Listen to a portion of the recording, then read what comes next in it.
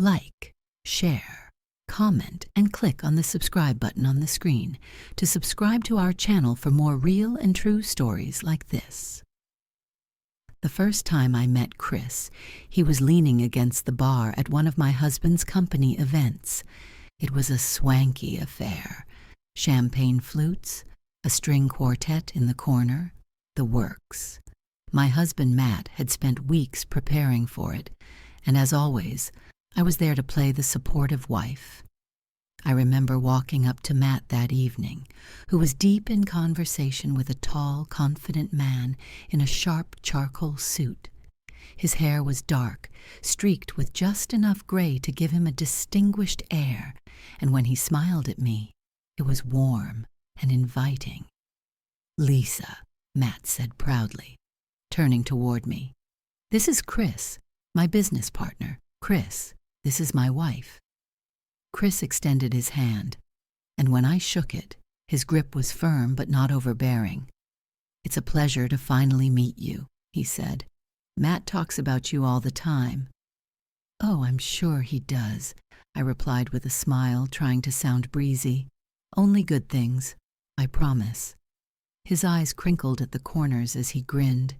There was nothing inappropriate about the way he looked at me or the way he spoke, but something about him stuck with me.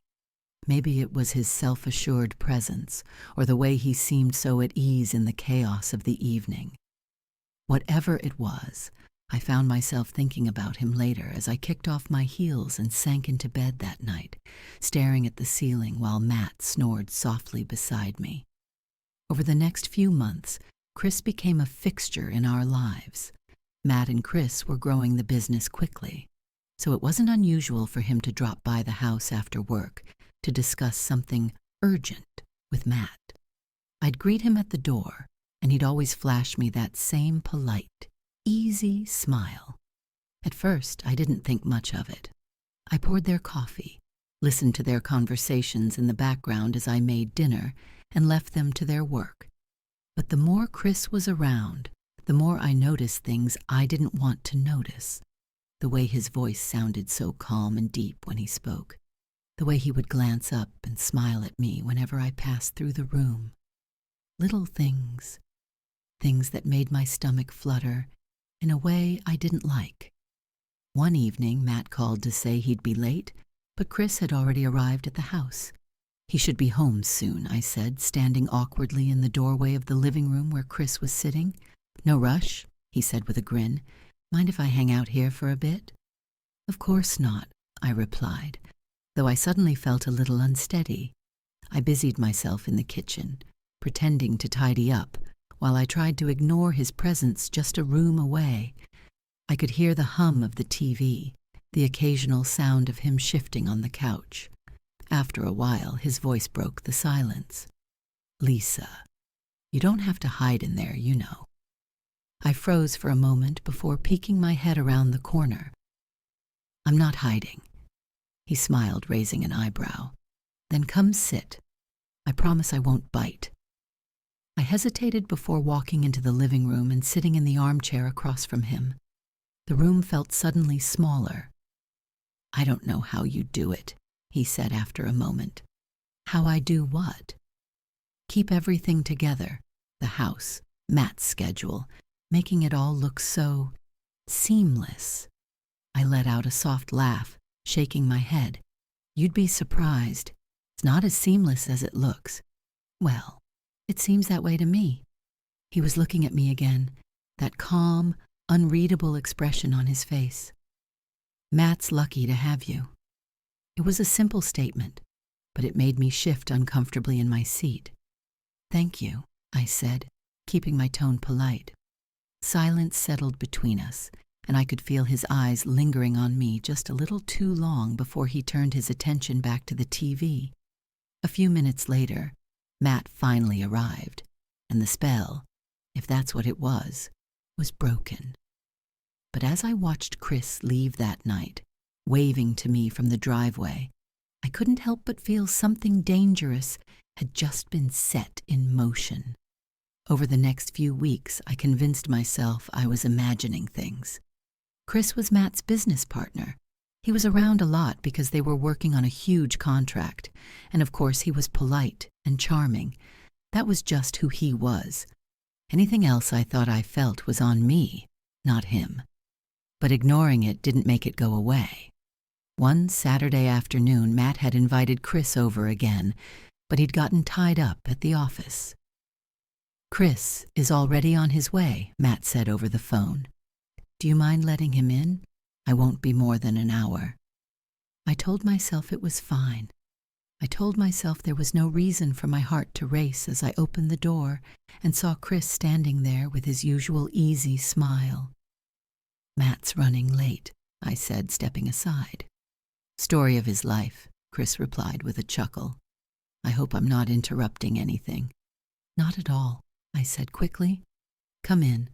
I'll make some coffee while we wait." He followed me into the kitchen and leaned casually against the counter as I busied myself with the coffee maker. I could feel him watching me, but I didn't look up. "Lisa," he said suddenly, his voice soft, "can I ask you something?" I glanced at him, forcing a light-hearted smile. "Sure."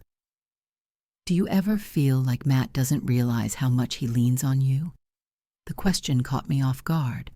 "What do you mean?" He shrugged, his gaze steady. "I mean, you're always there, supporting him, keeping things together. You're incredible, but I don't think he sees it the way he should." I didn't know what to say. My first instinct was to brush it off, laugh it away. "Matt appreciates me," I said, though my voice lacked conviction. "I'm sure he does," Chris replied, his tone gentle. "But sometimes it's hard to see what's right in front of you." There it was again, something unspoken hanging between us.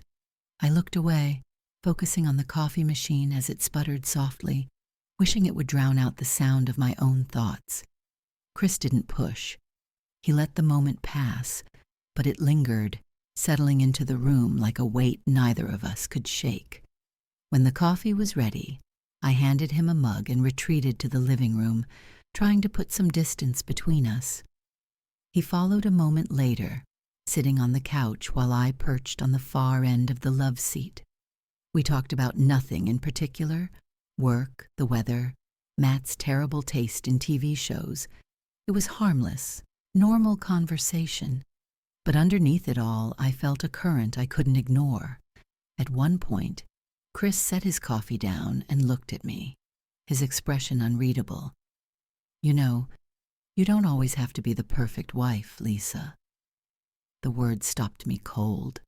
I stared at him, unsure of how to respond. "I'm not." "You don't have to explain," he interrupted gently. "I just mean, you're allowed to be more than that. You're allowed to be seen." Something about the way he said it sent a shiver through me. I felt exposed, as if he could see straight through the version of myself I presented to the world. Before I could answer, I heard the front door open and Matt's voice calling out. Relief flooded through me, though it was mixed with something else, something that felt dangerously close to disappointment. "We're in here," Chris called, his tone perfectly casual again, as though nothing had happened. Matt appeared a moment later, smiling as he set his briefcase down. "Sorry I'm late. Hope you two weren't too bored waiting on me." "Not at all," Chris replied smoothly. I forced a smile, but my hands trembled as I picked up my coffee mug. Later that night, after Chris had gone and Matt was asleep beside me, I lay awake, staring at the ceiling. Chris hadn't done anything, hadn't said anything truly inappropriate, but I couldn't deny that something had shifted between us. And the worst part was, I didn't know if I wanted to stop it. The next time I saw Chris was 2 weeks later at Matt's office barbecue. Matt had invited the whole company to a casual gathering at a rented house with a sprawling backyard. It was sunny, warm, an idyllic day. Kids splashed in the pool, the smell of grilled burgers hung in the air, and Matt, as always, was playing the perfect host, bouncing from one conversation to the next. Chris arrived late, looking sharp even in jeans and a crisp white shirt. When he spotted me near the drinks table, his smile was the same as always, calm, confident, but something in his eyes made my stomach twist. "Lisa," he said, walking up. "Nice to see you." "You too," I replied, reaching for my lemonade to give my hand something to do. He glanced over his shoulder, watching the crowd before turning back to me. "You surviving all this chaos?" "Barely," I said with a laugh, though my voice wavered. "Come on," he teased, leaning in slightly. "You don't fool me. You're always the one holding everything together." The way he looked at me made it hard to breathe. It was just a moment, just a glance, but it felt like a pull, something unspoken yet undeniable passing between us. I turned away quickly, pretending to search for Matt in the crowd.